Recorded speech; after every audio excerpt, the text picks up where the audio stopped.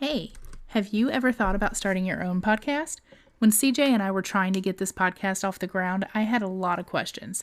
How do I record an episode? How do I get my show into all the apps that people like to listen to? How do I make money from my podcast? The answer to every one of these questions is really simple. Anchor. Anchor is a one-stop shop for recording, hosting, and distributing your podcast. Best of all, it's 100% free and ridiculously easy to use too. And now Anchor can match you with great sponsors who want to advertise on your podcast. That means you can get paid to podcast right away. In fact, that's what I'm doing right now by reading this ad.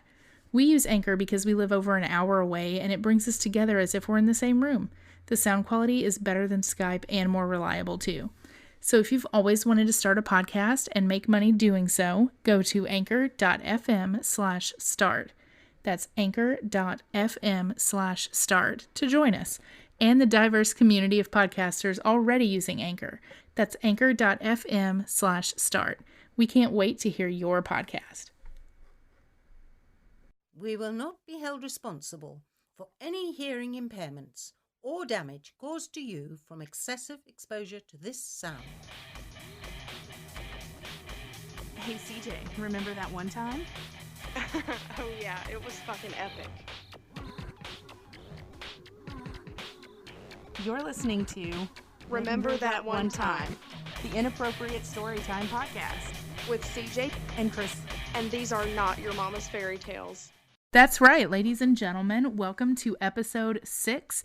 Remember that one time we tried everything but prostitution to make some extra dough. We're going to go over some of the things that CJ has done unscrupulously, that I myself have done, and never seem to accomplish much of anything in the terms of monetary transactions. We're going to end it on CJ's multitude of stories on her modeling career. Do you want to go ahead and take us off on our first topic today? Sure. For a while, I was a doula.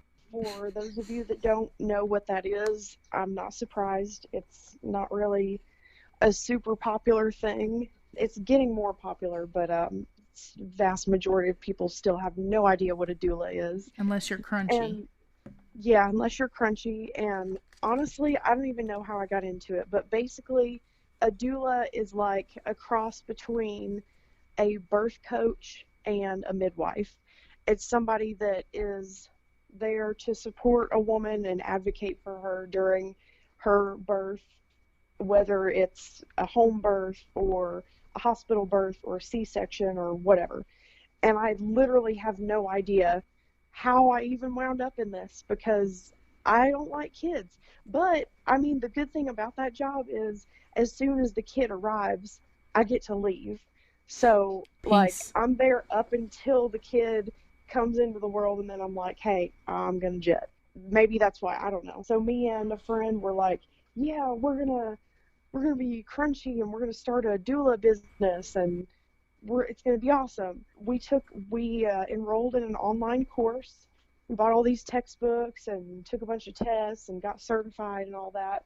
So we started seeing clients, and we actually apprenticed under this other doula in Nashville, so we got to like just kind of observe a couple of births first before we actually got in there and did anything. If you've ever actually seen a child being born, it's intense. It's the most disgusting thing a human can do. The first time, like I was trying to like make sure that my face like remained neutral, but I was in my mind I was thinking that shit ain't never gonna be the same down there. It was bad. So I didn't do this for very long. I mean, I only did it, I think I watched probably 6 or 7 births just observing. And then on my own, I did, I think 5 or 6 births. And then I still have my normal job throughout all of this, which that was kind of, that was an issue a little bit because obviously people don't really get to plan ahead of time. Most of the time they don't get to plan ahead of time when they're going to have a baby. So around, that time I would just be kind of on call. And so, I'd have somebody call and say, hey, I'm in labor, it's time. And if it was 3 a.m, then I'd just have to go. It didn't last very long. I don't really have that many stories to tell, but there was one. It was actually, well, at the time it was kind of terrifying, but it was ended up actually being pretty funny. I had this lady, I was her doula, and she called and she said, yeah, it's time. I lived probably a little over an hour from her, so she called me kind of early on, and I was like, well, I'll just go ahead and come over. And it was late. It was like 10 or 11 o'clock at night. So I came over, and she labored all through the night, and she lived probably about an hour and a half away from the hospital, and it was a week morning. And so, it was getting kind of close to rush hour, and I was like, yeah, we should probably think about heading that way. You're getting close. And it was her second kid, so I'm like, it's probably not gonna be as long as it was before. So we need to start heading that way. And I don't really know why. I can't remember why, but for some reason, her husband drove separate and she rode with me. And so we're on the interstate, and it's starting to get kind of, it's probably like 7:30 in the morning. It's getting kind of jam-packed on the interstate, and I'm like, oh, I don't know. She's like, her contractions are getting closer and closer together. They're getting really, really painful. And so I was like, oh my God, we're probably still a good 10, 15 minutes away from the hospital. She crosses her legs in the passenger seat and she goes, oh my God, he's coming out. And I was like, I'm sorry, what? What did you just say? And she was like, oh my God. And so I threw on my flashers, and her husband is behind me. So he sees me throw on my flashers, and I just gunned it. I mean, I have no idea how fast I was going. I was probably going like 100 down the interstate. Like, I can't, I'm not qualified for this. All I took was a freaking online course. I mean, I read a couple of books. I'm brushed up on my, anatomy of the human body, but I'm not qualified to deliver a baby on the side of the interstate during rush hour. I don't think anyone is. This.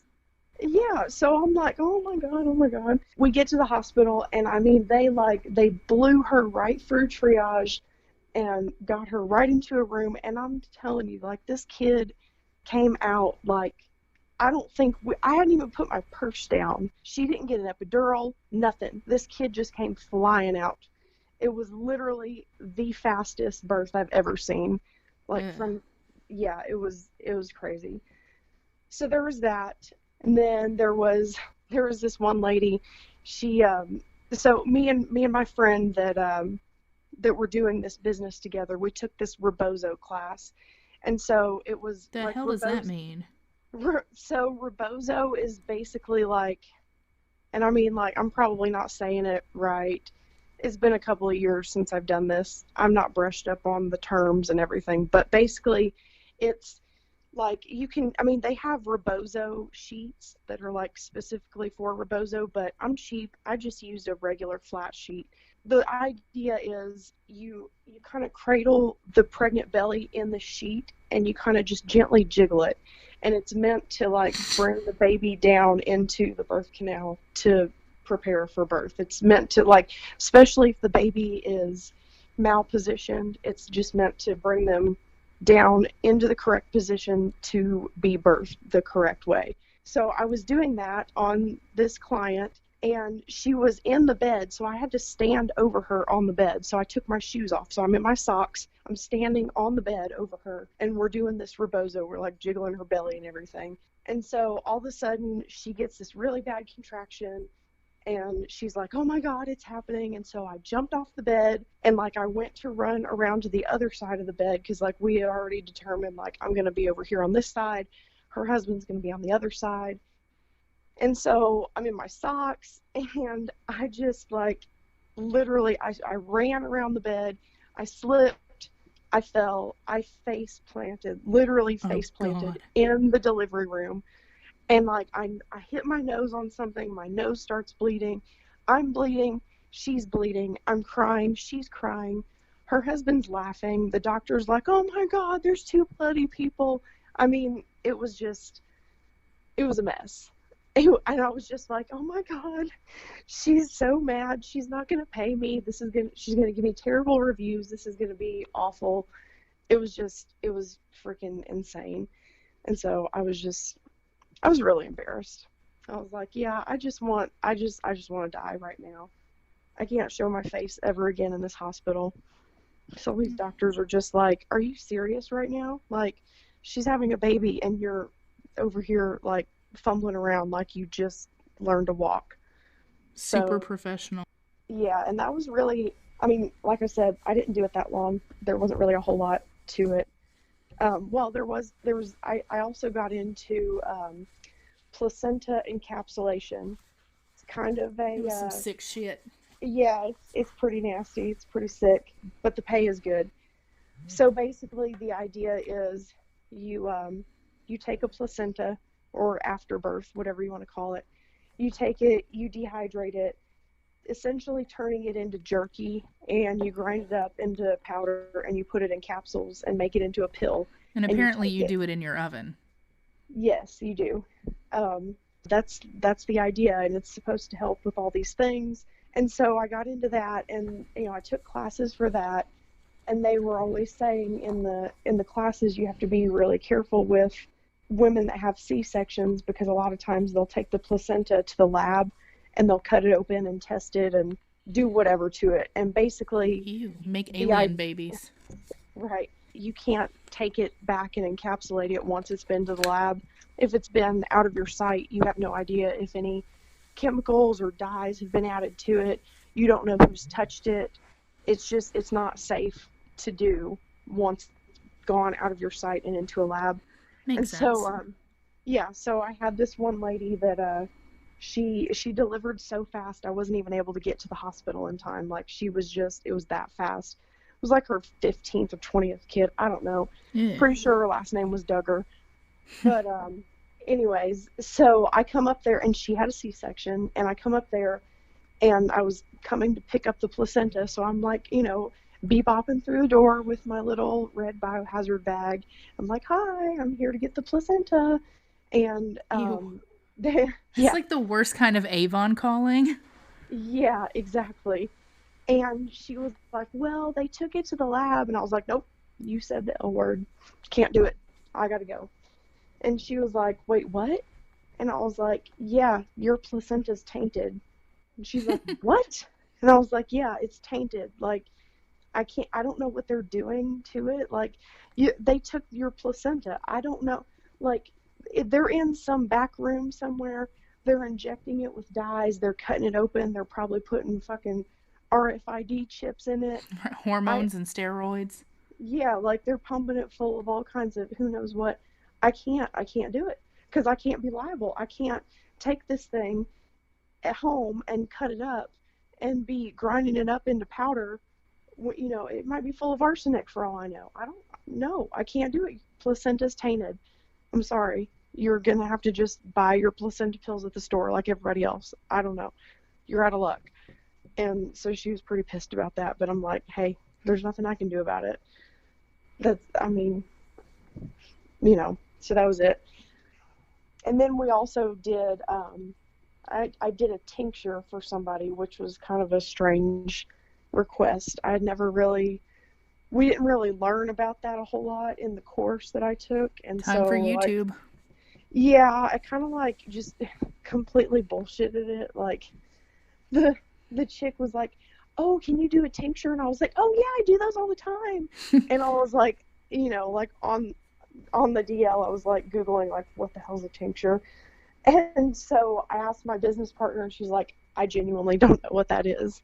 Wow. And so, yeah, neither one of us knew, but I was like, yeah, sure. I mean, if you're going to pay me $300, I'll do it. And so I did some research, and I reached out to a couple of other doulas in the area, and we just put our brains together, and everybody gave like a little piece of knowledge and figured out that basically, and this is so gross, basically a tincture is you take a piece of the placenta and you let it soak in pure grain alcohol for 6 weeks, and you put it like in a jar in the sunlight. I mean, this is like witchcraft voodoo shit. Like, it's just so bizarre. Like, I felt like I needed to like have a little doll with pins in it sitting in the windowsill next to this little jar with a it looked like an organ. Like, I remember I was dating some guy at the time, and he came over and he saw this jar on the windowsill with an organ floating in it, and he was like, "What the fuck kind of sick shit are you into?" And I was like, "Wouldn't you like to know?" Right? Tell him if he fucks up, that's going to be his dick. Right? I was like, "That used to be a dick, but now it's all shriveled up and shit." And then he ran away crying, but whatever. So yeah, I just like kind of, and this lady wanted a tincture and the pills. So I just like kind of, I didn't really know what I was doing. I just kind of like took my little placenta scissors and cut a chunk off of it. God, placenta scissors. It looked like a liver. And I tossed it in the mason jar and filled it up with some PGA that Kris went to get for me. Yeah.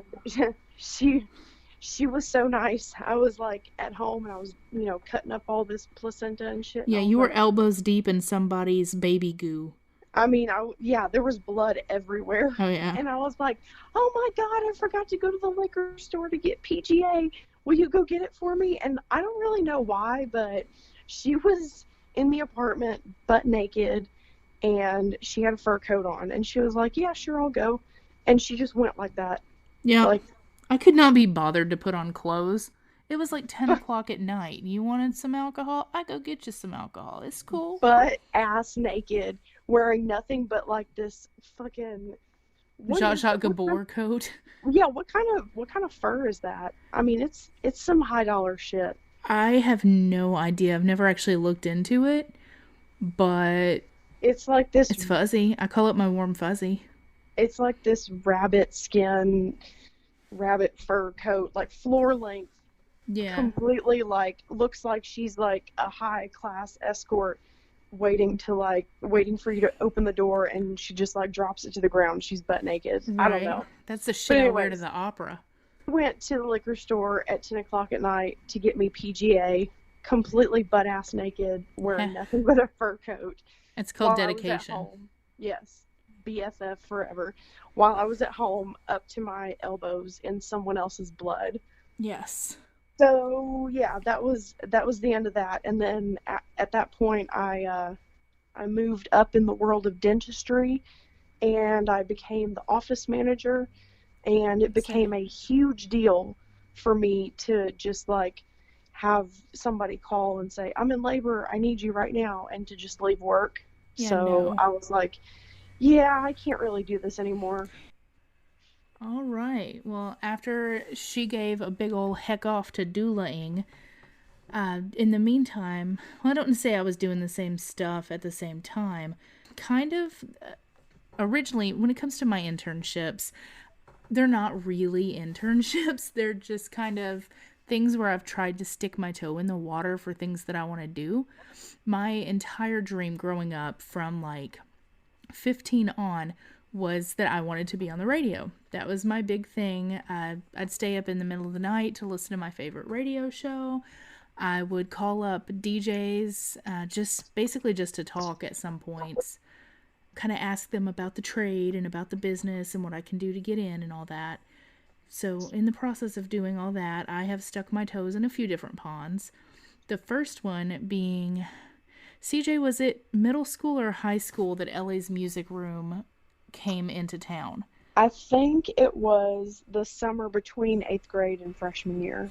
That sounds about right, because I know it wasn't too young, but we weren't already in high school, so that's it. Well, what LA's Music Room was a recording studio in the back and a performance area in the front. He would, this guy, his name was LA. I don't know anything more about him. His name was Lynn Allen. Okay. LA for sure. Cool. How do that's you what I remember remember. that? I don't know. I just do. That's insane. Okay. So Lynn Allen, if you're still out there, I mean, he was pretty old back then, so I don't know if he's still alive or Probably not. like 100 now. I don't know. Probably.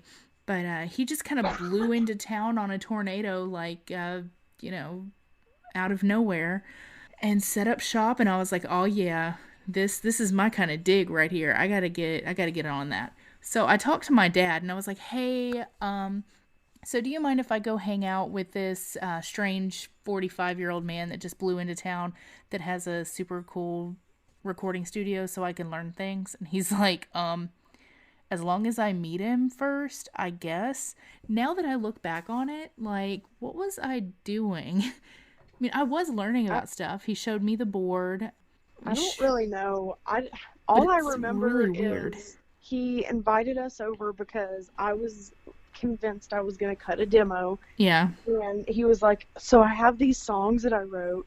And he played them like just on a keyboard and sang them to me. And he gave me a copy of the lyrics. Yeah. And so I went into the studio and I cut this demo. I don't know. He probably know didn't if even record it.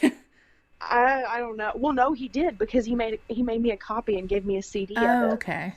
And God, do you still have that? That would be something. no, that's a funny story for another time. What? But, Okay.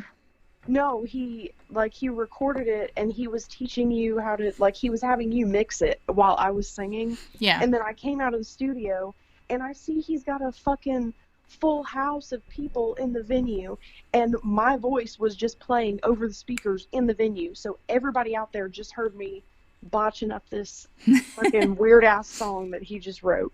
And I'm like, seriously? But at the same time, I mean, our town is tiny, and I didn't recognize a single person in that room. I have no idea who those people were or where they came from. From wherever he came from, I'm sure. Like, if you're a recording studio dude and you come to a town of 400 people and make a recording studio, like, what? Are you really that big time? I don't think you are. Well, no, I think and it's just a hobby. Right, that brings me to the end of that, which he lasted maybe 4 months there. That is it, because he got ran out of town by the church people, and he didn't last. The tanning studio didn't last. I'm serious, our town is like the same town in Footloose. Nothing fun can ever live here, period. No. We had planned on this thing. Here's another, I wouldn't say, it never came to fruition, but here is a hustle that we had planned back in high school too.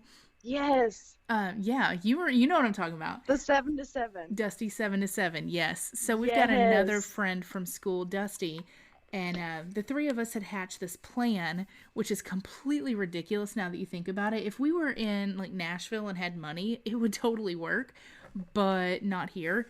The plan was we were going to build one of the we were going to buy one of the antique buildings on Main Street in the town we live in, and we were going to have a bar downstairs.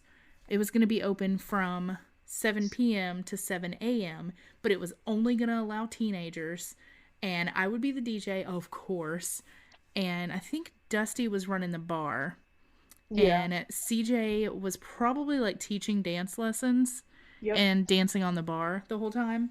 Mm-hmm. And so we had this all planned out, and we were all three going to live upstairs together as we roommates. Had blueprints. Yeah. We literally spent honors English class, because we were so freaking good, we didn't even have to try. We just got A's in that class. Right. It was awesome. But, we literally had blueprints sketched out of this place. We had, right down to, there's going to be, a drain in the floor because we're going to have wet t-shirt contests. Right. I don't know what I was thinking, oh, a place where teenagers can go and we're going to have wet t-shirt contests. Whose parents are going to agree to that? Okay, but, well, I mean, we were dreaming big. Yeah, we were 14, so we weren't really putting logistics together. No. We were just, like you said, dreaming big.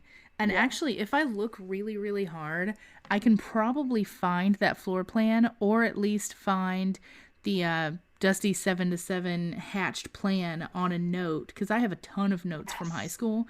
If I can find it, please believe I am uploading it to our website, which brings me to the fact that you can check us out on our website, which is http://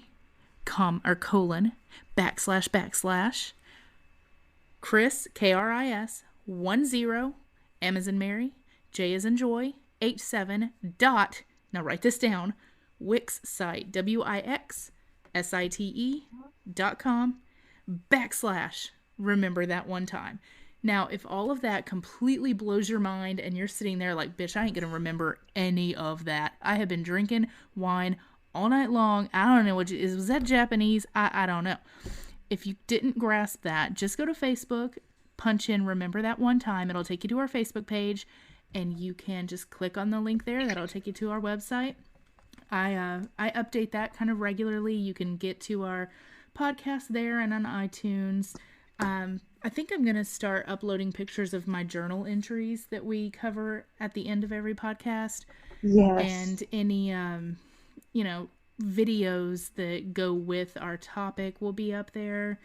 And also, there's a new thing to our website. We are going to do a new, I don't know the word for it. We're going to do a thing. And what that thing is, you can, now, picture this, okay? You can have VIP status. Do you know what that means? That means you can see these two bitches in our glory as we record this podcast. You can see what we look like while we're doing this. That means wild hand motions. That means laughing faces. And if on a good day, we might not be wearing clothes. All of that is for $3 a month on our website. You can just check out Be a VIP. Hit it up there. So basically, you're going to be paying $3 to see me drinking wine right out of the bottle, sitting on my back porch. Yeah, that's basically it. And honestly, I'm sitting in my robe on my kitchen table with a... Wait, you're sitting on your kitchen table? God, if I was skinny, I totally would. But no, I'm sitting at my kitchen table. That was just kind of a little detour into a shameless plug. After LA's Music Room, some time passes. Quite some time passes. While she's doulaing, I am deciding to finally heed my inner voice and go to radio school. So I do some little tick, tick, tick, tick, tick on the internet, see what I can find. And there's this place I found called Radio and Film Connection. And basically what it is an internship where they will pair you up with a local radio station. You spend 6 months learning everything you can, and then they will hook you up with a job at the end of it. Or at least, so they say. At least that's how it was advertised. What happened was they paired me up with a guy that ran a podcast out of his bedroom. And I honestly, oh my God, he's just like us. Exactly. That's what I'm going to say. I am thankful for it because I learned how to produce that way. So I kind of know what I'm doing here. I know a little bit of radio stuff. The things I didn't learn were, I know how to control a board and everything, but when it comes to rules of the radio, timing, how to make sure that I hit commercial breaks the right time, that kind of thing. Stuff that I don't have to deal with here. And wait, did he tell you the most important thing about radio? Did he at least give you the list of all the shit that you're not allowed to say on the radio? I was going to say that. At least here, I'm not censored and I can say fuck as many times as I want. And you get major FCC violations otherwise. So, yay for podcasts. Woo woo. Fuck, fuckity fuck. Right. Doing the radio connection, I learned some stuff, so that was kind of an internship. Of course, not paid. I got to sit in with Haley St. John at 102.9 for a day. I have an irrational hatred towards the woman. I don't know. I feel like she's fake and she's trying too hard, but that's just me. Also, now the cool thing is, I got to interview my radio god, basically. The guy that I would stay up to listen to, the guy that I wrote about in my journal. I mean, not specifically him, but his radio show. Like, he was the end-all be-all. This is the guy I want to be if I were a guy. I would change my sex to a guy to be this guy. Oh my God. His name is Lon David, and he hosted Metalworks. Well, he stopped hosting in 2002 because they, for some reason, nixed the program. He came back like 2 years ago, and please believe I was so giddy that I instantly sent him an email. It was like a, you don't know who I am, but I know who you are, which usually starts like a kidnapping video. Kidnapping letter or whatever. And so he was like, oh my gosh, I kind of do remember that. It's been some time, but it's really great talking to you and whatever. And I was like, you know what? I have got a project that I have to do with my radio school. I have to interview somebody. Would you allow me to interview you? And he was like, oh yeah, come on down to the studio. And I'm like, oh my God, this isn't like a little dinky studio. This isn't LA's Music Room.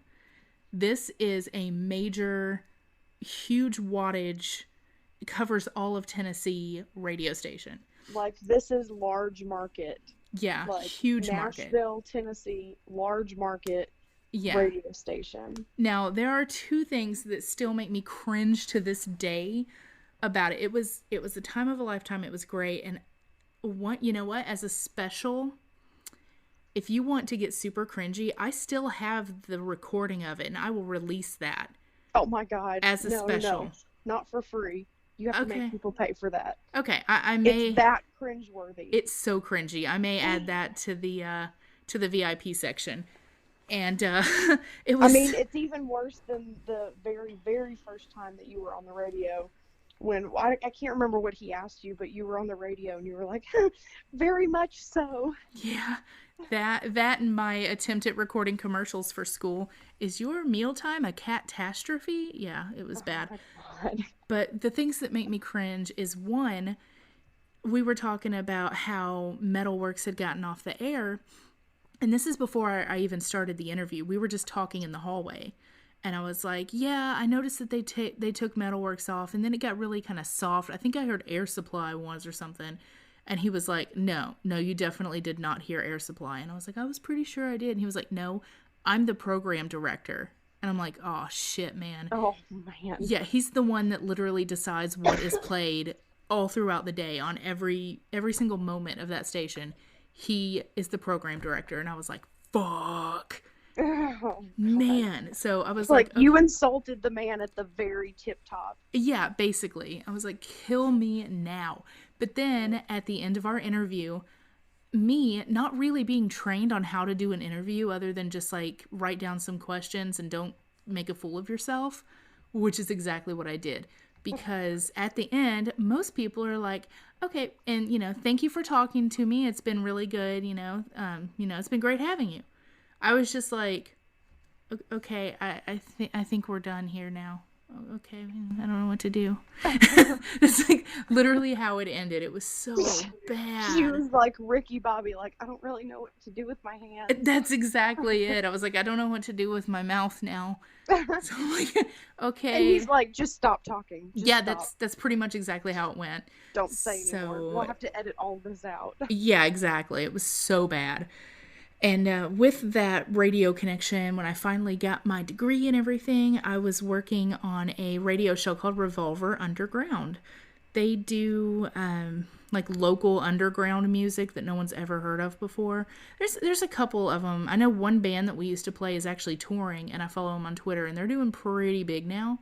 But I would get the music together, I would produce it, and I would occasionally lend my vocal talents.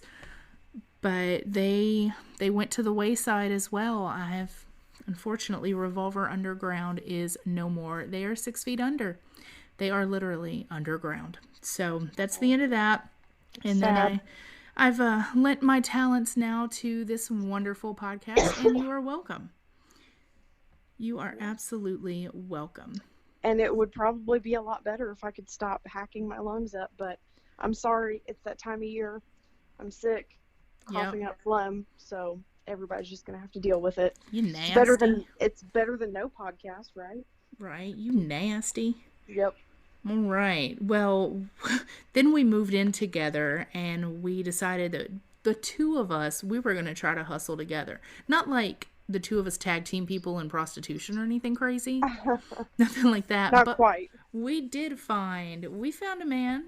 We found a guy that could hook us up with some stuff. His name was Throbbing Robin. Yep. Good old Throbbing Robin. How I miss him so. I'm sure. Tell us a little bit about Throbbing Robin. Well, I don't even remember where we met Throbbing Robin. I think we found him on Backpages or something completely, like, someplace that we had no business being. That's where we found him. And I don't even know, I mean, damn it, I wish I could remember, because I'm sure it's like a great story in itself. But I Right. can't remember where we found him. He probably had some crazy tagline like, he was basically, he was a professional middleman. That's Yeah, what he was. for He sure. was he was very, very, very deep into the fetish The dark industry. web. Well, yeah, I mean, pretty much, because some of this shit that he got into, I mean, It was some it's sick pretty. shit. It was some sick, nasty, twisted stuff.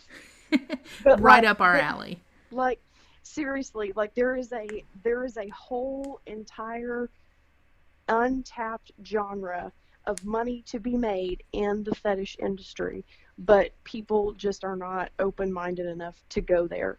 And like my mindset is, especially if there's a middleman involved and I don't have Yeah. to know these people or see them or know their name or see their face, like I don't care. Yeah, I'll Go sell them for it. anything they want. I'll sell you anything you want, anything you want.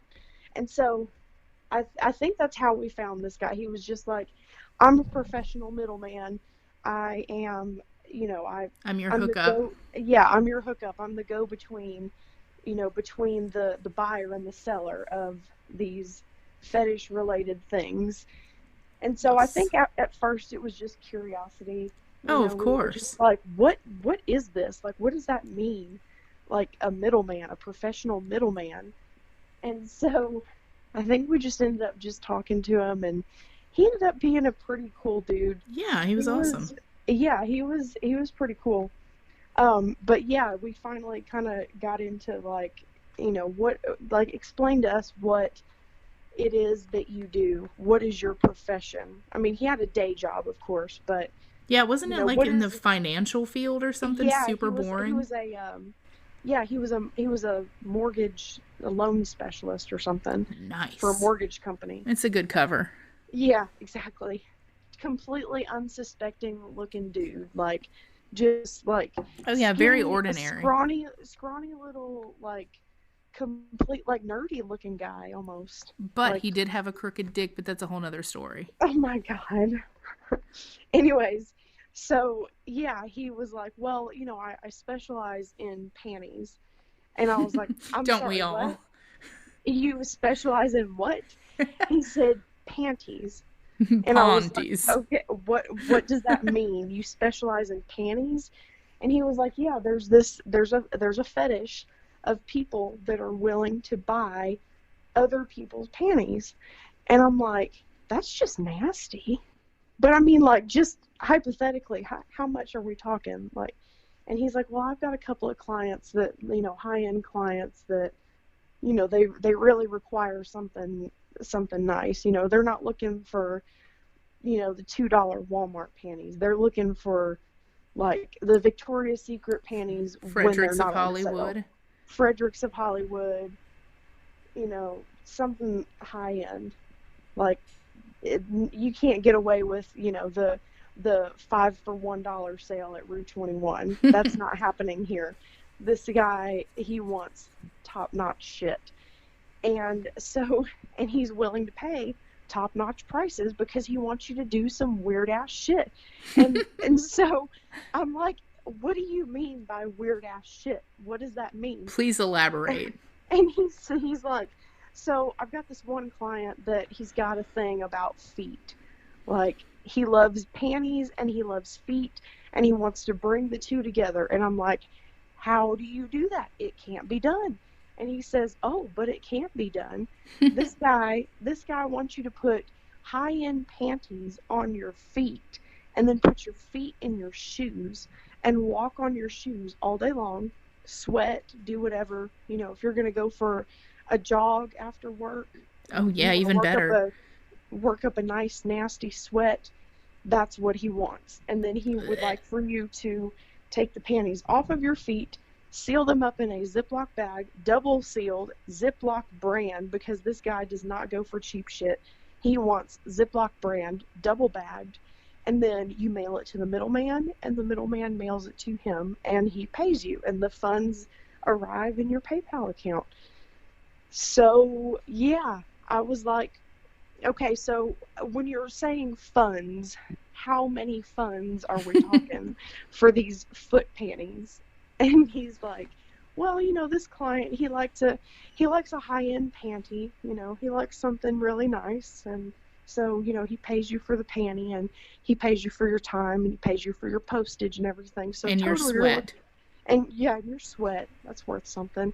So grand total, you're looking at about $75-$80. And I was like, I'm sorry, what? Nice. 75 or $80 to put some panties on my feet? Sign me up. Yeah, I was hoping for like Okay. 7,500, but okay. So I was like, all right, I'll do it. So I was like, hook me up. You got me a client in line? He's like, yeah, I got this guy. He's the client. He's waiting. And I was like, all right. So I did it. I went to Victoria's Secret, and I bought one pair of panties. If you've ever gone to Victoria's Secret and you buy one pair of panties, That's like $45. yeah, it's not cheap. And if you don't go during the sale, it's even more not cheap. It's really fucking expensive. So I went and I bought one pair of panties, and I put them on my feet, and I walked around all day long. I think I was wearing boots. I'm pretty sure me and Ben went out shooting, and it was hot that day, and I sweated a lot. And so I got home, and I took the panties off of my foot, put them into the Ziploc brand bag, double bagged as per his request, and I put it in a little envelope, and I mailed it to Throbbing Robin. And then Throbbing Robin mailed it to the client, and I got $80 in my account. What? All because I stuck some panties in my boot and went about my daily routine. I was like, this is literally the easiest $80 I've ever made. It's glorious. I'm gonna be fucking rich, dude. And so, like, and I mean, and that's just the tip of the iceberg. I mean, it goes deeper, it goes darker.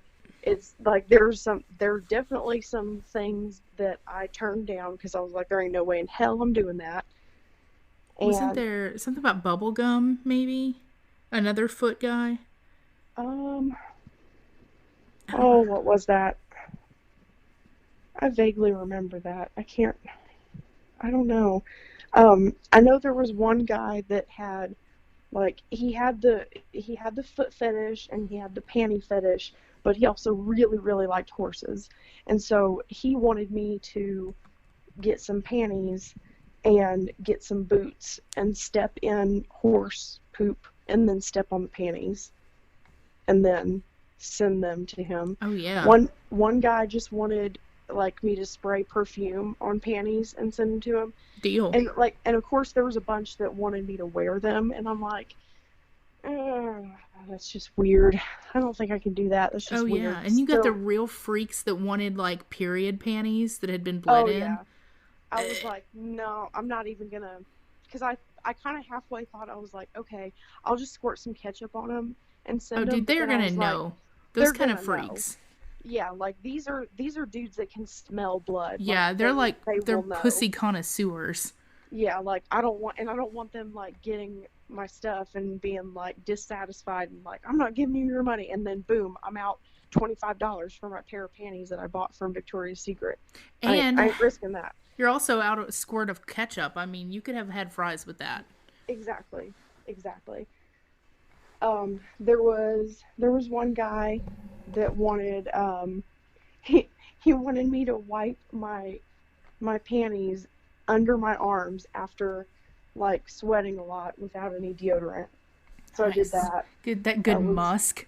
Yeah, I'm like, dude, y'all are freaks. Y'all have some deep-seated problems, but I'm gonna profit off of it. No, the For number sure. one deep-seated problem, the best one you had, Yes. was the Twizzlers. This one, and it didn't even have anything to do with panties.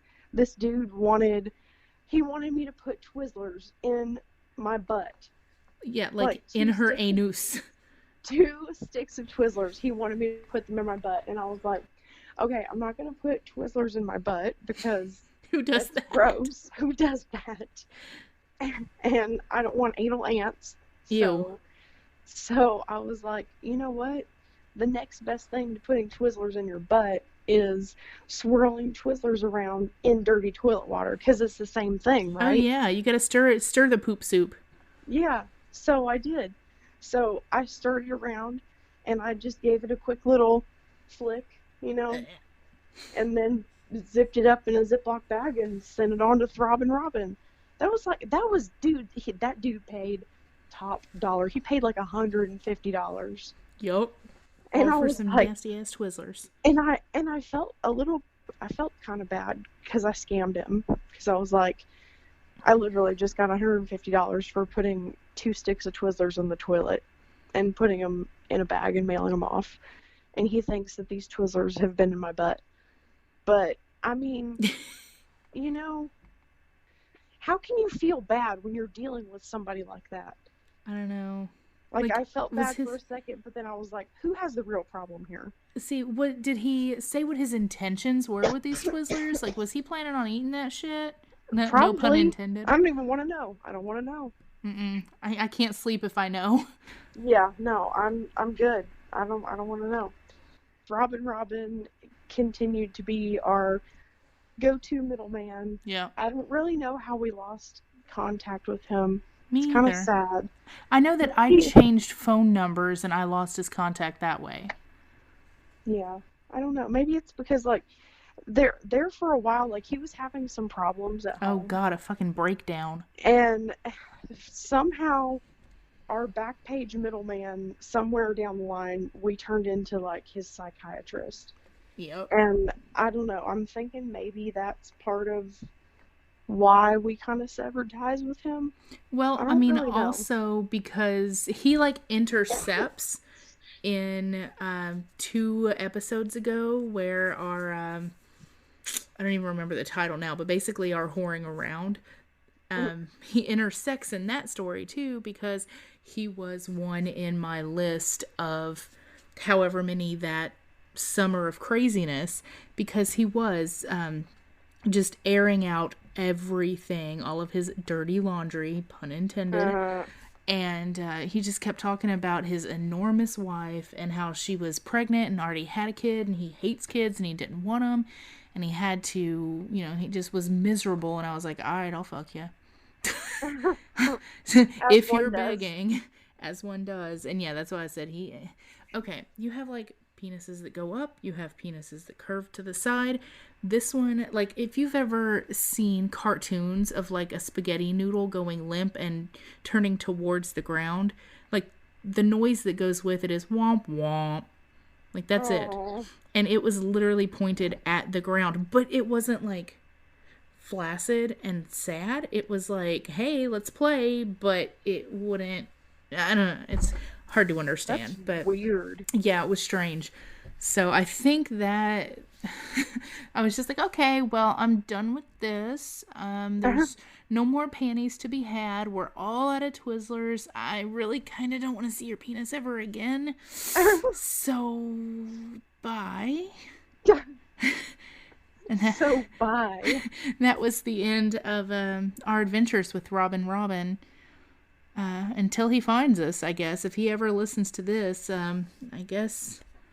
Shout out to Throbbing Robin. Yeah, I hope you're having a wonderful life with your enormous wife and all your 15 kids that you hate. And I hope you've got plenty of clients doing nasty shit in their panties. Well, and see, she was getting like straight up paid for this shit. I don't know why, but I could never get my stuff paid. I just did shit for free, but I never finish anything. This is part of bipolar disorder. You have manic, and then you have depressive. So when I am manic, I'm like, shit, man, we're going to do everything. I'm going to write this book. I'm going to have it done in 32 hours. I'm going to start, I have started 15 podcasts. This is the only one that's ever gone anywhere. I've started... It's because you're medicated. Yeah, why. Exactly. I've started 3 books. And I just have not finished anything. I've got a mobile DJ company with all of the top-notch gear. I have DJ'd 1 wedding. Count them 1. And it was CJ's. So there's a shameless plug. Mic drop mobile media. If anybody needs a DJ for a house party, if you need me for a wedding, a New Year's Eve party, whatever. Bar mitzvahs. Yeah, bar mitzvahs, sweet 16s, quinceañeras.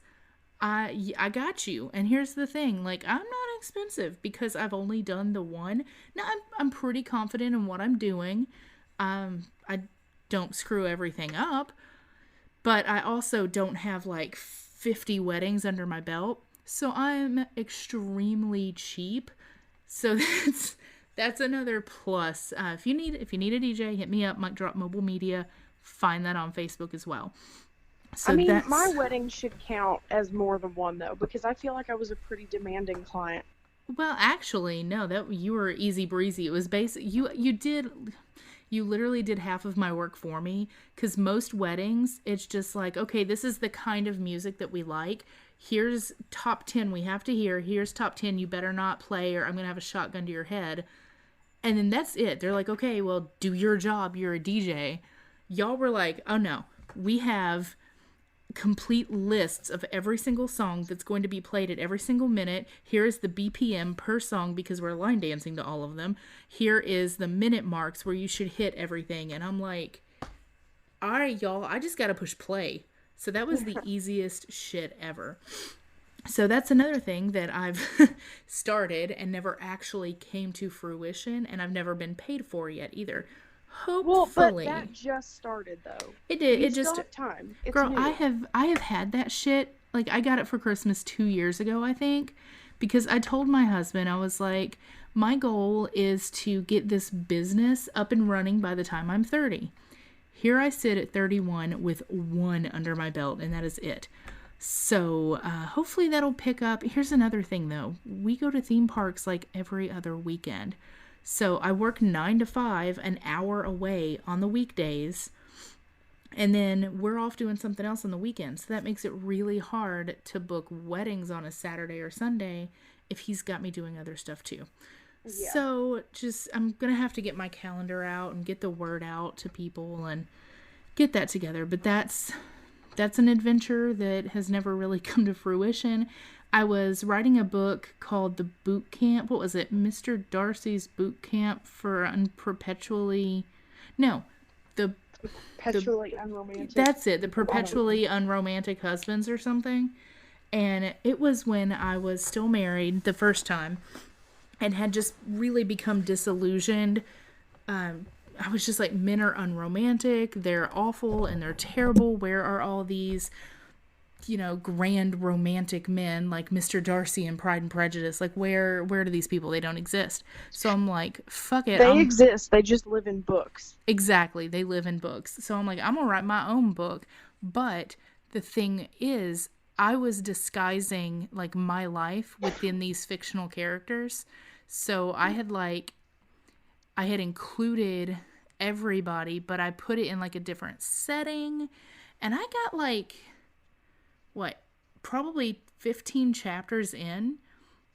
But then halfway through it, like, my entire life completely changed. So I really didn't have any more fuel to go off of because I didn't know where that was going to go. Yeah. I think I still have it in my email. So I may dig that back up the next time I'm manic and see what I can do with it. We hope that doesn't happen. Well, I mean, manic's not bad. It just, it's depressing in and of itself because you're like, oh, this is good. I don't even need my meds. Everything is great. Everything is more than great. I can do everything in the world. And like, you're scrubbing the baseboards with a toothbrush at 2 a.m. But then suddenly you're like, yeah, I don't know what I was doing. I'm super depressed. I'm going to go to bed at like 4 o'clock in the afternoon. I haven't eaten in 3 days. I'm not feeling it. I'm never going to finish this. So, yeah, and that can last. I mean, they can last for days. They can last for months. They can last for hours. So next time I'm like severely manic, I'm going to hit that up. See if I can finish that book. Yeah. Well, I mean, like, I'm convinced that like all these books that we've started, like, I feel like they have really, really good ideas. And I feel like one day when we're really old and we're like the Golden Girls and our husbands are dead because we're going to outlive them. I don't know about that. And we're retired, we will have time to sit down and write all of this down. Yeah. Well, see, I also started writing CJ's biography as well. Of course, it was a fictionalized account. And of course, like 95% of it was exaggeration because that's her life. It's 98% exaggeration. So it was kind of a, she was born, she lived. This is kind of the things she did. But I didn't get really far into that one. It was just the beginning. I don't think I have anything from that saved. No. And that It's was a pretty much- collaboration. But Yeah. that was It really that was fizzled. short-lived. Yeah. Yeah, I don't Well, think that I one's mean, coming back. I'm too young to write my biography. I gotta live that's some it. more. That's it. Well, the next one, it's still in the works, and I'm really excited about it. And this is the only one I swear I will finish, and it is going to win a goddamn Pulitzer Prize because I know it is. It's going to be called Love, Sherry, and it is a fictional retelling of rock and roll sweetheart that you didn't really know existed. She is the girl that all of these songs have been written about. And so she starts out, of course, as Sherry. You know the song from the Four Seasons, Sherry Baby. And so it starts out with her as a teenager there, and it just follows her through the decades and through the different rock stars she met and how she influenced them and influenced their music. Follows her life there. Of course, it's completely fictional. I've made that very clear in the opening of the book. So, Or is it fictional? dum dum dum.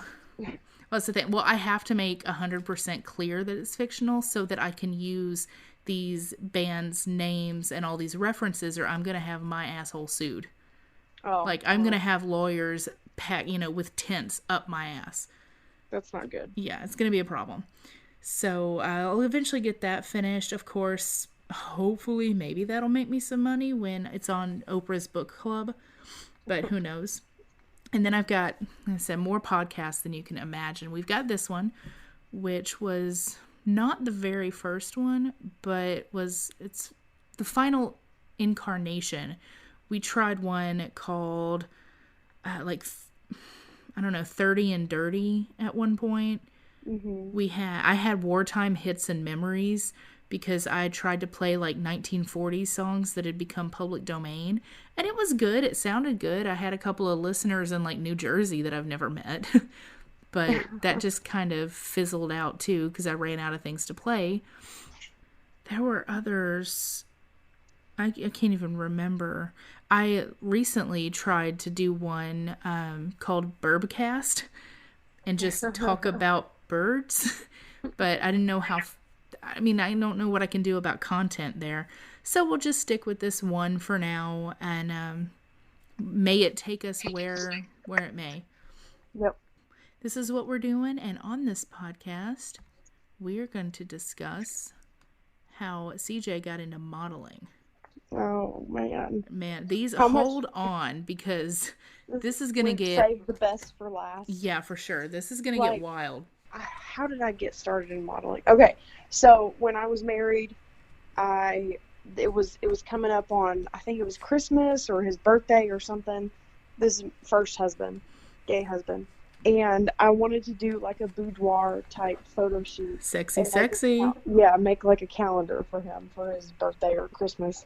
So I can't even remember how I found this photographer, but I found this guy that did it for me. We had like our idea, like I can't remember what January was, but it was something like kind of winter themed. And then February was Valentine's Day and March was St. Patrick's Day. They all had a theme, like of course, a general idea going through like it. any calendar. Yeah.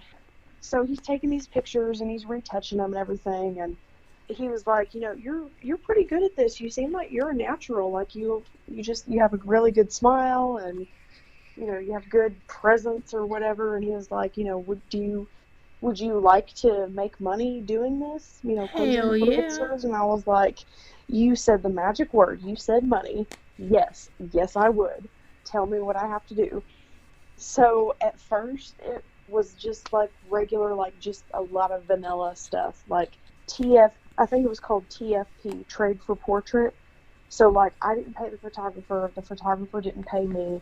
It was understood that we signed a contract that I was new, he was new, and he was testing out his photography skills. I was testing out my modeling skills, and he would provide me with the photos to use in my portfolio and vice versa.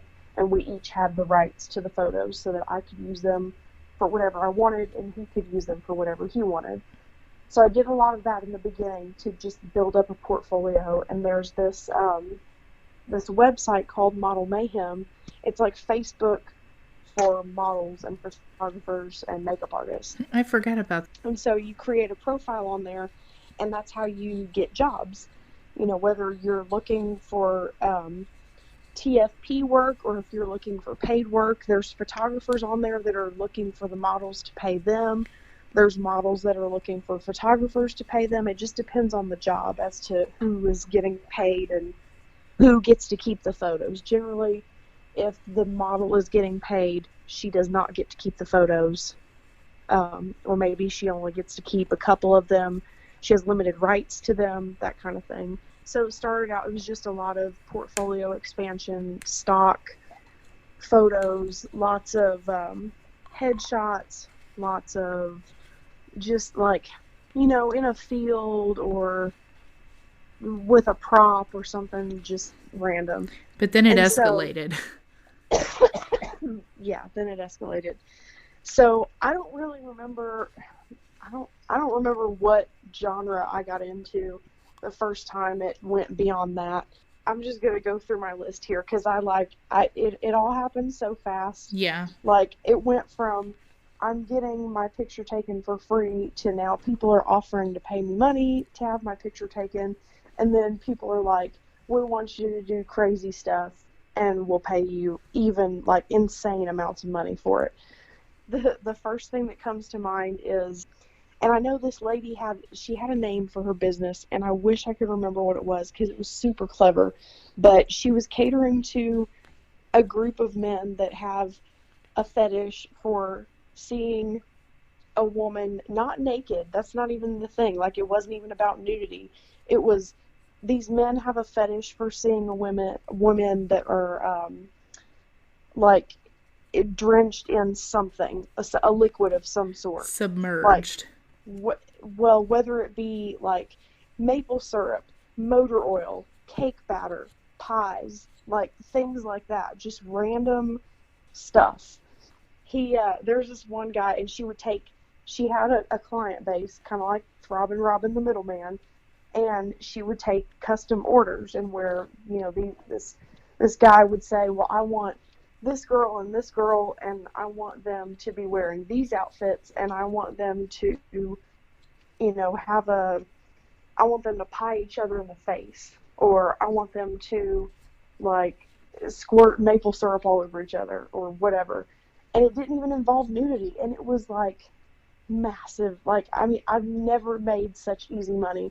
I got paid $500 to play around in a jacuzzi filled with cake batter. Literally. And I had to take Q-tips afterwards and like scrape the pudding or cake batter from like the crevices in your ears. Yep. And all of the tiny little places. I mean, I wasn't going south, but still, Right. It took like how long to get all of that out? Oh my God. Like, I mean, it was the actual video / pictures was only maybe 10 minutes. This was an entire day. And that's why this cost this dude so much. He had to pay $500 for me, $500 for the girl that was in the video with me, and then $500 for the photographer, plus the cost of all the materials.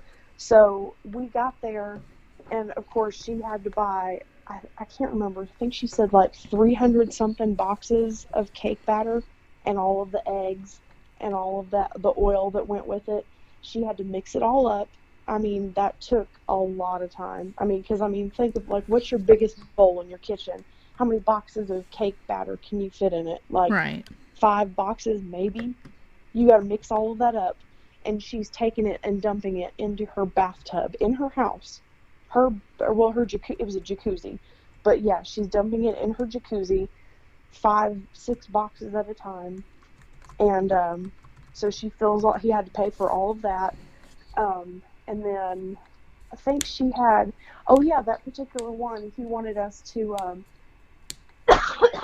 he wanted us to pie each other in the face first. Nice. And so she had to buy drop cloths, and she had to tape off her entire living room, or no, dining room. She moved her kitchen table out. She taped off the ceiling, the walls, and the floor of the dining room, and she had all these pies. And well, it wasn't pies. It was actually just a pie tin with a bunch of whipped cream in it. So he had to pay for all of that. And then we went to the bathtub, and we're just like, literally just like picking up handfuls of like cake batter and throwing it in this lady's bathroom. So she had to tarp the entire bathroom. Everything had to be covered. We're throwing it everywhere. It's getting all over everything. And then after 10 minutes of video footage, it's over. And then it's just all cleanup after that. It was just, I mean, she had to add a bunch of water to the jacuzzi to thin out the batter and start to drain it little by little, adding water and stirring it up, thinning it out, draining it a little, adding more water. I mean, it was it was an all-day thing. It was well worth the money for her, well, for all of us, really. But that was one of them. So one time I got paid $100 to walk across a linoleum floor barefoot, and the linoleum floor was covered with popped popcorn. Like, Sexy. tell me how. I was there, took my shoes off, I walked, they snapped a couple of pictures, took like a 2-minute video, and I was gone. The whole thing took 15 minutes. Got paid $100 for it. And some guy is whacking to that so hard. And I'm like, I don't even care. I don't even care. $100 for 5 minutes of my time. It was literally the easiest money ever. There was one guy that offered an insane amount of money to do something, and I did tell him no because I was genuinely concerned for his safety. This guy, and I think he actually came at the recommendation of some other photographer that I had worked with. And he was like, "Oh yeah, this guy's he's in the fetish industry. You know, he wants to do something crazy and take pictures." And I was like, "All right, what is it? You know, like what?" And How bad so can it be? How bad can it be? He wanted me to put on stilettos and step on his ball sack. I was like, I'm sorry, what? Step on your ball sack with stilettos? Do you know what a stiletto is? Yeah, he's gonna die of internal bleeding. I'm like, you're gonna die. I'm not gonna be the one to do it. I ain't doing that. And he upped his price too. At first it was $200, and I said no. And he said $250. I said no. He said $275. I said no. I'm not doing it for any amount of money because you're probably gonna die. And then guess who's going down for your murder? Me. It's not worth it. Not about that life. Yeah, let's see what else. Oh, there was this one guy in Knoxville that, and I can never remember where I find these people or how it came about. I just remember going there and doing the thing and giving the money. So I go, this dude has rented out a really, really, really nice suite at the Hilton Hotel, downtown Knoxville. And we go in, it's me and 2 other girls. We walk in there, he's draped the whole place with plastic, with tarp, just like the pie lady. That right there should have told you he's going to murder all 3 of you. Well, I mean, you were there. You were my bodyguard. You had the gun. That's what, you see, like, Kris is so unsuspecting. Like, nobody, like, she walks into a place and everybody's like, oh, that's so cool. CJ brought her friend. No. Dude, she's packing. Yeah. She's packing. Do not cross me. She's got, like, 6 knives, 4 guns, pepper spray. Like, Taser. Don't cross her. She will cut you. I will. Yeah. Still will. Fuck you. Yep. And this is, to this day, this is why nothing bad has ever happened, because Kris is my bodyguard. Boom. Anyways, what So, happened in yeah. this Hilton hotel? So I walk in, the whole place is draped, and there's like 17 bottles of mustard. And he's like, dude, y'all just grab a bottle and just start spraying. Just go at it. I was like, spray what? And he was like, everything. The walls, the floor, the ceiling, each other, yourself, everything. Spray it in your mouth, spit it out on the wall. I don't care. Spray everything. I want this entire room to be yellow when we're done. God, that's so weird. I was like, okay. So literally me and these two other girls, like I just met these girls like 5 minutes ago, and we go and have this full-on mustard fight in this like fucking nice ass Bougie. bougie ass suite in downtown Knoxville. Like the Knoxville Sun Sphere is like right outside our window. We're on like the 15th floor. Freaking Penthouse. tub. Yeah, it's like a 3-room suite, like a jacuzzi tub and big old flat screen TV and crazy ass bed and a mini bar, and we just literally we tore the place up with mustard. So there's that. I got like, I don't know, probably $250 for that. Nice. It took 10 minutes, 15 minutes. It was crazy. And then so whenever I would go out of town on these trips, I would try to book multiple things to make it worth my money. So there was this guy, he had rented the suite, the adjoining suite in the Hilton next to the mustard dude, and he was doing like these hypnotism videos, and he tried to play it off. When I first met him, he was like, I'm gonna hypnotize you, and I was like, yeah, Of course you are. Real. I don't believe in that shit. Like, so you want me to fake it? And he's like, oh, trust me, you won't have to fake it. And I was like, That's what he said. oh, okay. And so he starts doing his, you're getting sleepy, very sleepy. And I'm And then like, suddenly it's like, you want to suck my dick. and I was like, haha, no, I'm actually not getting sleepy. So you want to press pause while we decide what we're going to do here, because I'm going to have to fake it, because your hypnotism is shit and it's not working. But I still want to get my money, so I will totally fake it if you want me to. And he's like, all right, fine, it's fake. Just fake it. And I'm like, okay, so how has this worked in the past for you? Right? Like, do girls normally just, like, come in here and fake it, like, without, there's no discussion first? Like, they just assume that they're going to fake it? Because I don't know. I don't know how this works. I just want my money. You tell me what to do and I'll do it. Except suck your dick. I was about to say, that sentence right there could get you in trouble. No, I ain't doing that. And he's like, yeah, just pretend like it's working. And I'm like, okay. I mean, the whole time, obviously, I'm conscious. And I'm like, okay, if he asked me to do something fucked up and weird, I'm not doing it. Right. But he didn't. And I think he was kind of scared, because when he tried to play it off like he was actually going to hypnotize me, I was like, dude, like, I have a gun. I'm not going to let you fuck with me. I have a hired hitman in the car. Right. Like, I mean, I'll play along. Like, I'll make it look real if that's what you want. But I just want you to know that I know that it's not real and that I will fuck you up. Right. Just so we have an understanding first before we do this. And he's like, all right. And so I'm like, okay, well, that's fine. Well, I'm getting hypnotized then. Yeah, that wasn't the first guy that you've had to warn with a gun either. That's true. Or so wouldn't be the last. On that same trip, we went to this guy's house that just wanted to, he was just wanting to expand his portfolio, blah, blah, blah. And, well, I mean, that's what he said he wanted to do, but obviously, the usual.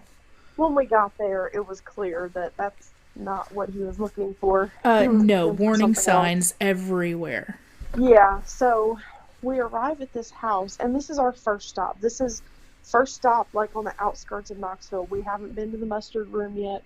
We haven't been to the hypnotism room yet. This is first stop. So, like, the whole trip started off on a bad foot. Oh, yeah. So I get there, and this dude, it's in an empty house. This whole house is empty. It's kind of like a model home in a subdivision type of thing, where you can tell that it's for sale and that nobody lives there. It's just completely empty, but he definitely doesn't live there.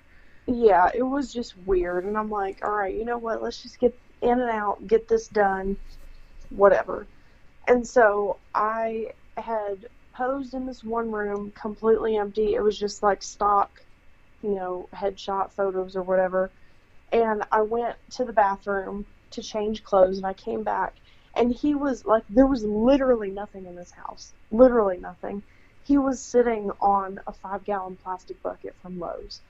And so I go into the bathroom, change clothes, come back in a different outfit, and all of a sudden, like, I look down, and he has unzipped his pants while I'm out of the room. He unzipped his pants, and he pulls out his dick, but it's flaccid. And so, like, and I don't see it right away because it's flaccid. Yeah.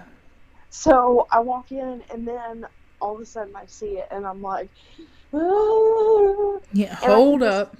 I can feel, like, I feel the heat in my face. I'm like, just my face is getting red. I feel the heat traveling down my chest, and I'm like, oh my God, oh my God, oh my God. I'm literally going to have to shoot this guy.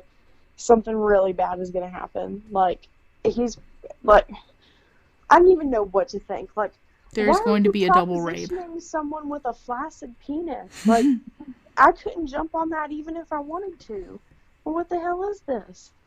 And so the whole, like, I didn't even know what to do. I just kind of froze in fear for a minute, and I'm sure he knew that I saw it at that minute because I just kind of, like, stopped moving. I just kind of froze. And he tried to not pay me.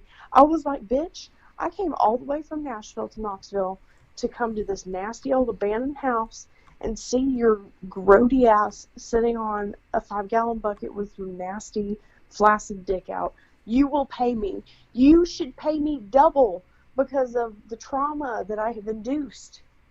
And so I finally got him to pay me. We left. We sped out of there like a bat out of hell. And then 2 weeks later when I get home, I get a ticket in the mail. I flew through a red light somewhere in Knoxville, and I got a ticket from a red light camera. And you know what? I didn't pay it either. Nope. No. Fuck that. So there was that. And then one of my regular recurring jobs ended up being this thing called pedal pushers. And the guy that ran the whole thing, his name was Charlie, and he called all of us girls Charlie's Angels, of course. And I'm actually still friends with a couple of them. They're really cool. But basically, he did videos for dudes that have a fetish for a damsel in distress. And so he was an avid car collector. And so he had all of these, like, old antique cars. Like, I'm talking, like, like a Nova from the 60s, a Camaro from the 60s, Mustangs from the 70s, all of these old-ass cool antique cars.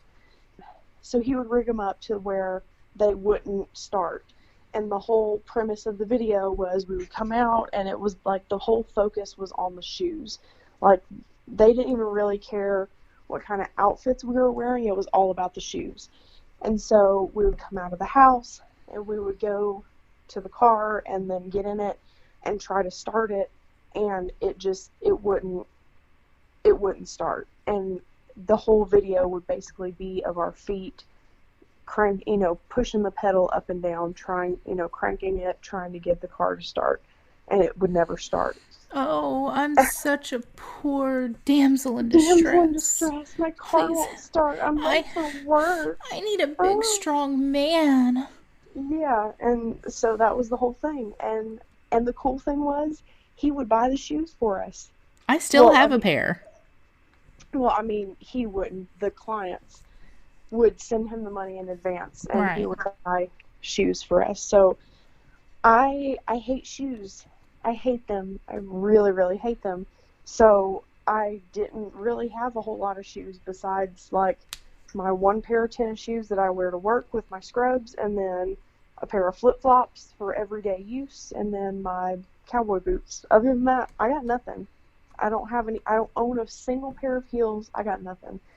So his clients would buy the shoes for us because they were very specific with what kind of shoes they wanted. And so that was always at least $150 for a couple of, a 2-3 minute video. A few minutes, and boom, you've got a bunch of money. So that was easy money. Oh, do you remember the undergrad sex project in Ann Arbor, Michigan? Yeah, you got some education on that one. Oh, I sat downstairs and just listened to it, and I was like, I don't know what's going on up there, but I'm so glad I'm down here. I hesitate to tell this story because you know how everybody gets offended now, and like, I don't know if anybody's gonna like come out of the woodwork and be like, Nope. oh, that's offensive, but Nope, you know whatever. what? I'm going to say it right here, right now. I don't give a fuck. Uncircumcised penises are scary. They look like aliens. I don't like them. Well, no, To no, each their own. I wasn't talking about that. Oh. I was talking about the Asian thing. All right, well, now you know my stance on that. Whatever.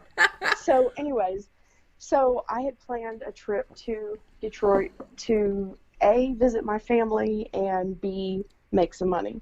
Mm-hmm. So, kill two birds with one stone.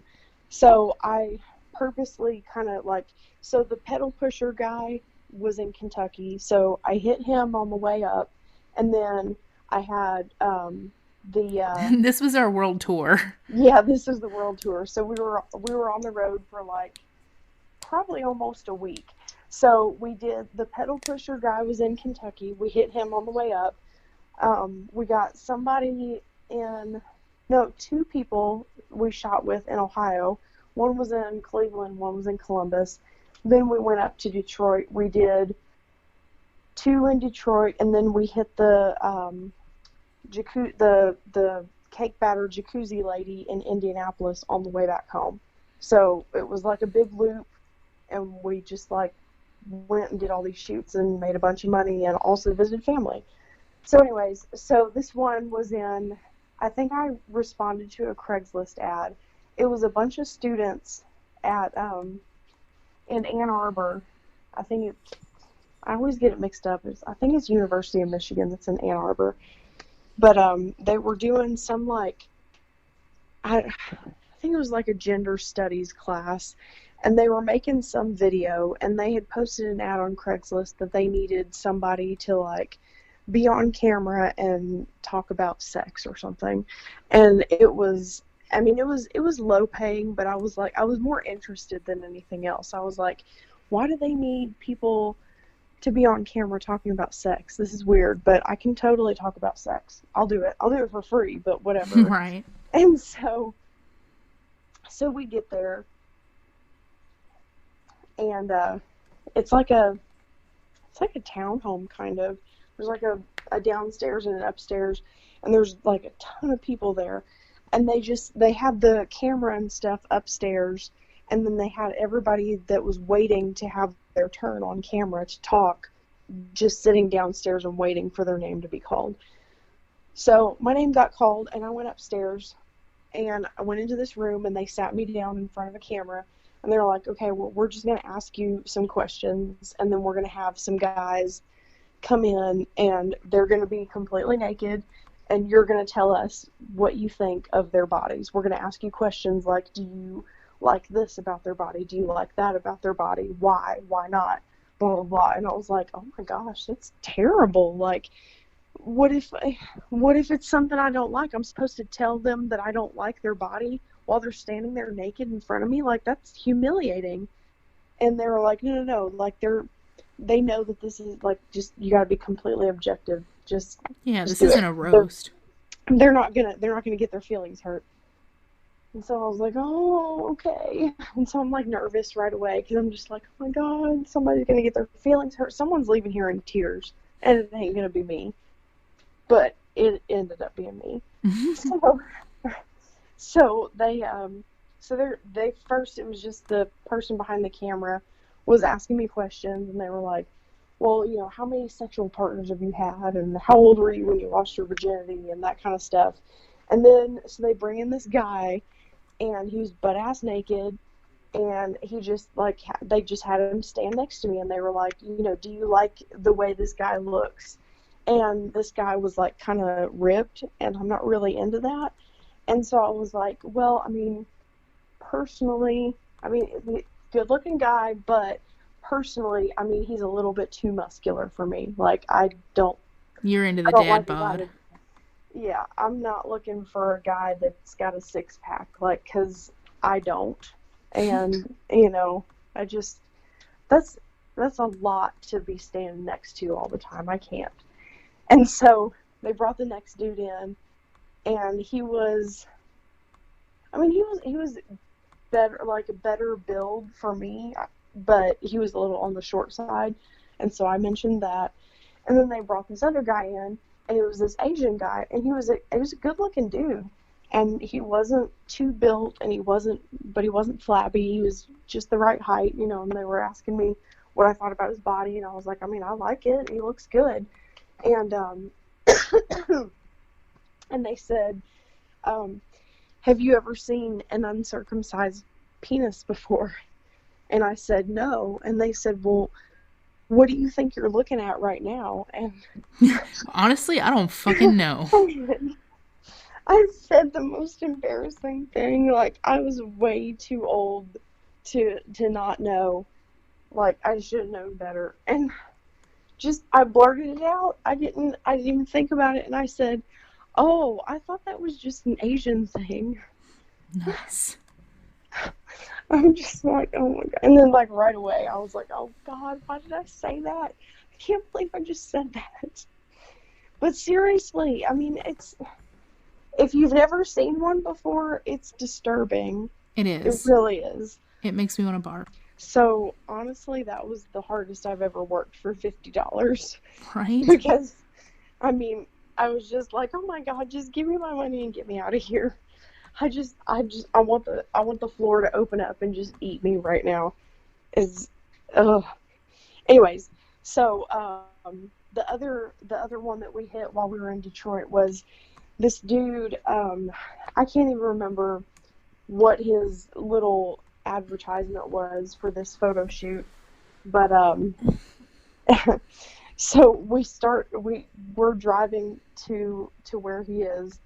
And if you're familiar with Detroit, we started driving, and we noticed that we have gone into Warren, which is, I mean, undesirable. It's undesirable, yeah. It's like when people talk about 8 Mile Road, it's the bad part of 8 Mile Road. It's pretty much like Eminem's old stomping grounds. It's a rough part of town. And so I'm like, oh, great. And GPS says we're only 0.3 miles away. So this is fabulous. We're gonna meet our maker in Warren. This was legit my favorite one of your And so we pull up to this house, and I'm like, surely this can't be the place. Like, this dude is running a paying business out of Section 8 housing. How? What? No, this can't be right. And so we knock on the door, and the dude answers the door, and he is just completely terrifying. No, he was badass. He ended up being badass. But before he opened his mouth and said anything, he was terrifying. He was like covered in tattoos. He's cool. He even had tattoos on his face. Well, yeah, I'd go have a beer with him. He had stuff pierced that just shouldn't be pierced. I was terrified, but then he opened his mouth, and like, he was the coolest fucking dude ever. Yes. He was so cool. And I think he invited us in, and he was like, hey, you guys want a beer? Like, you want to like sit and chill for a little while first? Like, you want to hang out? And I'm like, oh my gosh, this dude's cool. The whole premise of this shoot was, it was a tickling thing. And I don't know why I signed up for this, because I genuinely hate being tickled. This is why I loved it. Because I got to sit here and watch her squirm. I don't know why, like, your first reaction is to laugh, because it's not fucking funny. I want to kick you in the snout. It is not funny. And I don't know. I regretted it the whole entire time. But anyways, so after we had a beer with him, and we just like kind of sat and shot the shit for a little while, he was like, well, I guess we should get started and everything. And so he takes us down to his basement, his fucking tickle dungeon. Yes. Like, this could have ended so bad. Like, we're so lucky that it didn't, but it could have been Yeah, really the bad. flickering lights. Yeah, there was like one bare light bulb in this damp, nasty ass basement, and and so he's got this massage table, and he's got like these chains and a freaking like a lock, a combination lock that goes on a locker at a high school, and he ties me up to it, and he's fucking tickling the bottom of my feet, and I'm like, I swear to God, if you don't stop, I'm literally gonna burn your house down. As soon as I get out of these chains, I will burn your house down. Yes. And I think that's probably what he was going for. But yeah, it was weird as fuck. But he was so cool. Like, he was so nice. And so that was interesting, to say the least. Let's see, what else? Oh, so there's this company called Waterlogged Productions, and they are strictly, it's kind of like the I have no idea. I can't help you with this. no, the cake batter. It's kind of like the cake batter lady, but these dudes have a fetish for seeing girls wet with just water only, and they have to wear clothes because the whole thing that gets them going is the fabric of the clothes getting wet and clinging to the skin, which I don't know why that's sexy, really, but whatever. Well, I mean, showing off your curves, I guess. I guess. So this was like a recurring thing. Like this, I did the most work for this company out of all the other photographers or companies that I've worked for. I did the most recurring work with them. And so generally what they would do, like the guy that owned the company had a in-ground pool at his house. So some of the shoots were done at his house. Sometimes, like, he had a lot of girls that he worked with on a recurring basis, like me, and a lot of them were from the Nashville area.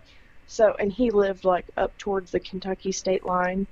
So sometimes, like, well, most of the time he would come to Nashville and he would get he would just rent a hotel room someplace that had a pool. And depending on what time of the year, like if it was an outdoor pool in the summertime, that was fine. But if it was wintertime, he'd find a place with an indoor pool. Yeah. And we would do the stuff there. And it was just like, just random stuff, just random outfits. Sometimes they would just want you to just play in the pool by yourself and splash around and stuff. Sometimes I was on a noodle or a float or an air mattress. Sometimes it was just me. Sometimes it was me and another girl. Like, we would just like have, just like we were playing in the pool. Like, you know, have swimming contests and like, oh, I bet I can swim to the other side of the pool and beat you there and back. And, you know, somebody would throw diving rings down and we would dive down and get them. Just like completely random, stupid stuff. And so that was a recurring thing. I probably did that, I don't know, probably 20 or 30 times. And then one time we were in one of the hotels, and this was like a really, really big shoot. There was probably 10 or 15 of us girls that we were all like, we had each brought like 3 or 4 different outfits, and we were just cycling through. So like, we would, you know, I did one with 2 or 3 other girls, and then we'd have to come back to the hotel room, dry our hair, change clothes, and do it all over again. You know, maybe with the same girls, maybe with different girls, whatever. And I think it was, so the owner of the company was the dude that lived up by the state line, and then there was some other guy. He was high up in the company. I don't know if it was like CEO or, I don't know, he was high up in the company. He just happened to be there, and he was just kind of like overseeing operations or whatever. And apparently he had his own little separate like side fetish. He had a fetish for socks, like wet socks. And so he had the girls that were in the room waiting to go to the pool. He was like, well, I'll pay you $50 for if you know, while you're sitting here waiting, put on these white knee socks and dip your toes into the bathtub. And so I'm like, Easy peasy. This is weird as fuck, but I mean, all right, $50 to, I mean, I'm just gonna be sitting here anyways. I'm just like playing on my phone. I mean, why not? So I put some white tube socks on and I dipped my toes in the bathtub while I was still playing on my phone. So I'm like, all right. So I did that, and yeah. So that was one time I tried, and this was actually for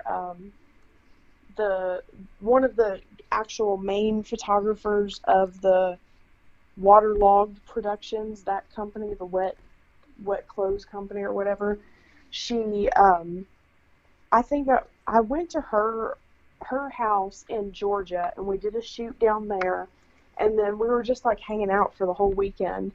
And her husband was in, like, they lived on a military base, and her husband was in the Army, and he had like all of his Army stuff, you know, his get up, and he was high up, like he was I don't know, lieutenant or something. He was really, really high up.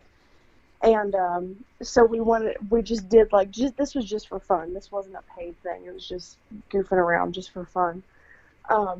We did this photo shoot of, like, I was trying to be like a sexy Army girl or whatever. And so I had like a camo bikini, and I put on his his I don't know what the term is, damn it.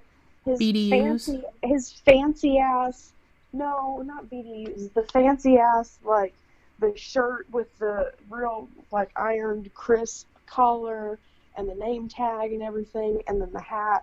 And I was trying to be like this, I don't know, it's dress blues or something, I don't know, whatever. It was his fancy ass military getup. I put it on, and I had the shirt, like, unbuttoned to show that I was wearing, like, the camo bikini underneath it. And I had on, like, 3 bras to push up what little boobs I have, to, like, push them up and everything, make it look like I have some cleavage. And, like, I felt like it was gonna look really sexy. And then I see the pictures, and I look like fucking a park ranger. For lack of a better word, I don't know what I looked like. It was embarrassing. Yeah, I was like, only you can prevent forest fires. Right. So, yeah, that was a bust. What else? Oh, so yeah, there's this one dude, and this is like, I think this is when I realized that I had gone too far. So there's this one dude that he wanted to do like a bondage type photo shoot, and Kris came with me, and thank God, because I was kind of like scared for my life for a minute. Yep. But he didn't really tell me ahead of time, but he liked to like get in character. Like, he felt like it made his photos turn out better if he got in character. So he was super, super nice when I first met him, and, you know, we were kind of talking about the logistics of the shoot and everything. And then, like, once we started shooting, he was like, he was like really mean and bossy and just like ordering me around and stuff. And it kind of freaked me out because, I mean, it was a bondage shoot, so I was tied up at the time. And I mean, Kris was there, but still, I was like, I was freaked out, and I was like, oh my God, this guy is really gonna, like, I've gone too far this time. I've gotten us in a really bad situation, and we're probably gonna die, and it's not gonna be good.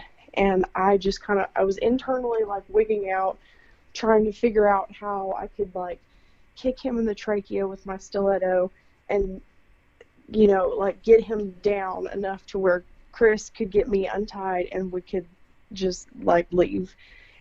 And so right as I was about to kick him in the trachea, the shoot was over and he untied me, and then he went back to being nice.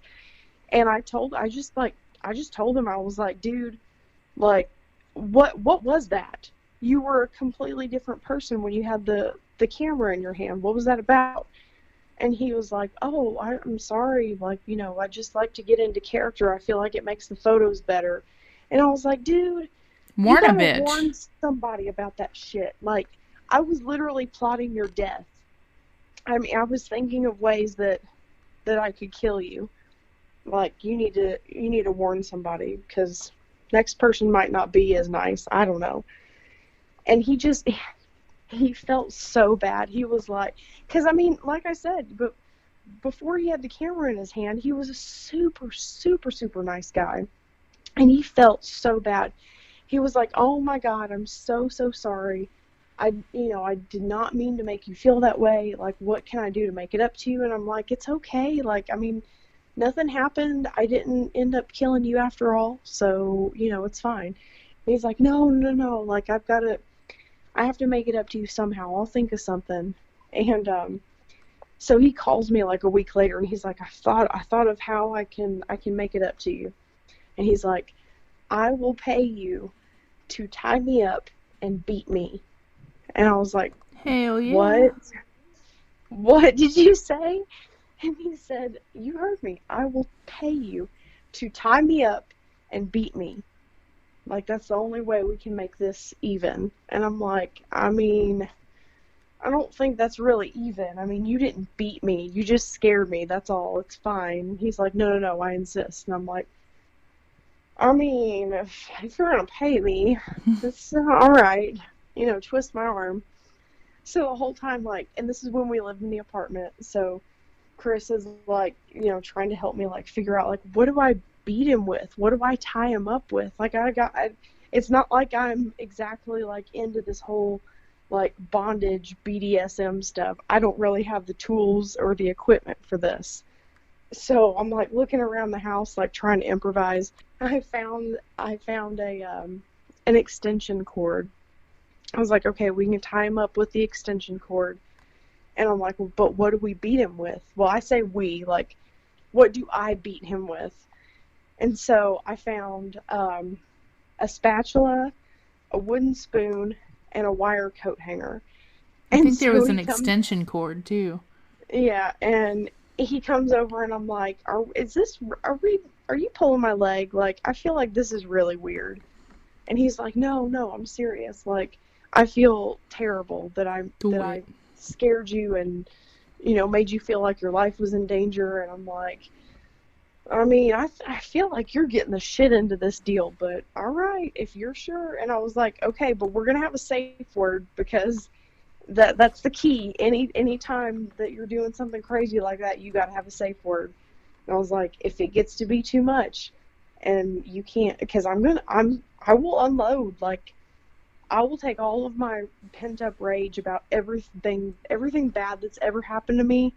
I will take it all out on you. So you better have a safe word. And I told him, I said, if it got too much, you say the safe word and I'll stop. And he never said the safe word, so that's what he gets. I just kept going.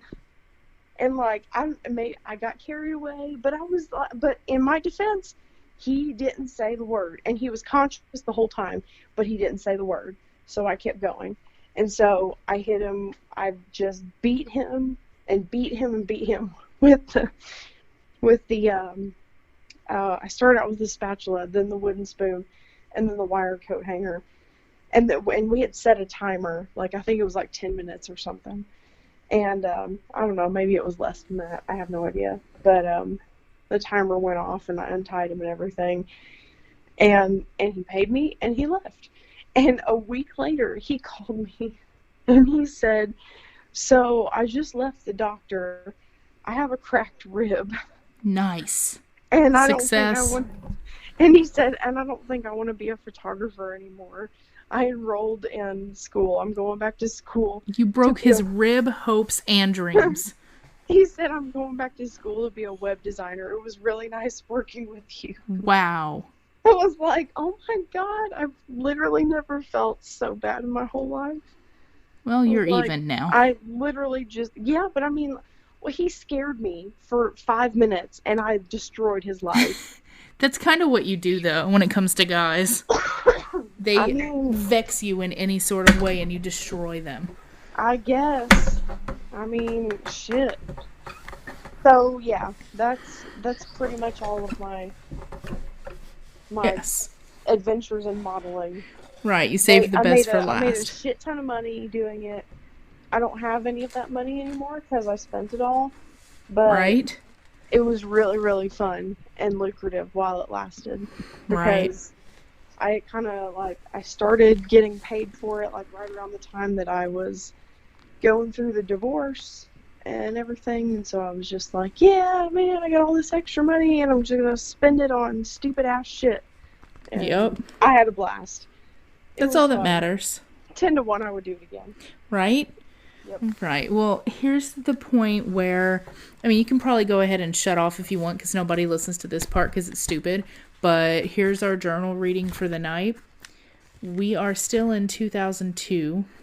Hell yeah. Yeah. And we have, it says 8:33 p.m. and there's actually an arrow pointing to it from the middle of the entry. So I'll get to that in a second.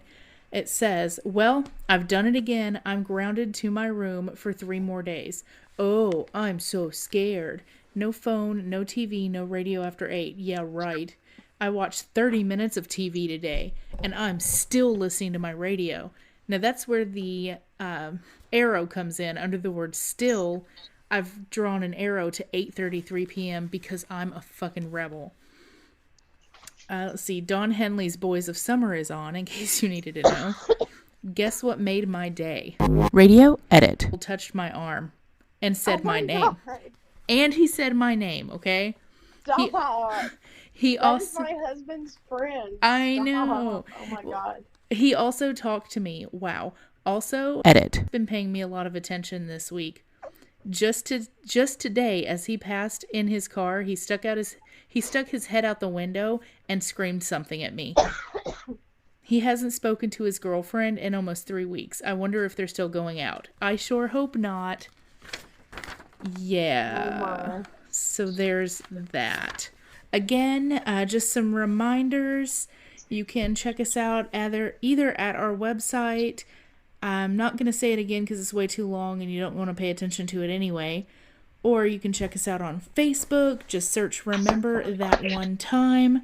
If you ever need to send us a story, if you want a story to be featured on the podcast, something crazy happened and you want us to give a shout out, or if you just want to be like, hey, today's my hamster's 3rd birthday, can you give me a shout out? What?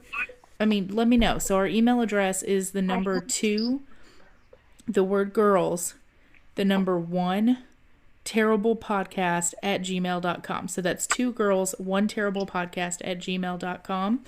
And again, you can find us on SoundCloud, iTunes.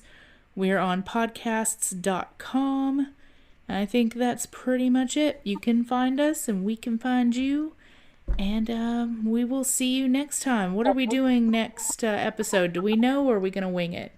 We have a lot of notes. Yeah, and our topic list. I don't think we have an idea right now. We're just gonna throw something together next time. We could just do a bunch of random stuff. I don't know. I guess we could. I don't know. We'll find out, and we'll let you know closer to that time. You gotta stay tuned to our Facebook page to know. Yep. So yeah, that'll be a big surprise. Stay tuned. Have a fantastic night, morning, or afternoon whenever you're listening. And we'll see you next time. Peace. Peace. This concludes our broadcast day. Good night, and God bless America.